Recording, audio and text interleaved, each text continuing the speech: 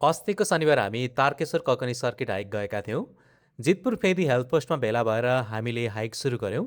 सुरुमै उकालो चढेर हामी भुवनेश्वर मन्दिर पुग्यौँ, एकछिन आराम गऱ्यौँ अनि 5 मानेतिर लाग्यौँ। 5 मानेबाट पनि जङ्गलको बिचमा आर्मीले चिटिक्क पारेको बाटो हुँदै तारकेश्वर मन्दिर पुग्यौँ। मन्दिरमा धेरै समय बितायौँ अनि फेरि हिँड्न सुरु गऱ्यौँ।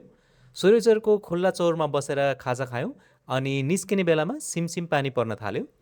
हल्का उकालो अनि धेरै चाहिँ तेर्सो बाटो हुँदै ककनीसम्म हिँड्यौँ।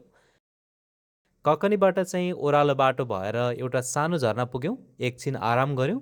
झरना पुगेपछि फेरि तारकेश्वर, 5 माने भुवनेश्वर मन्दिर हुँदै 3 पिप्ले भन्ज्याङ पुग्यौँ अनि हाइक टुङ्गायौँ। तपाईँहरू पनि हामीलाई हरेक शनिबार हाइकको लागि जोइन गर्न सक्नुहुन्छ। वेलकम।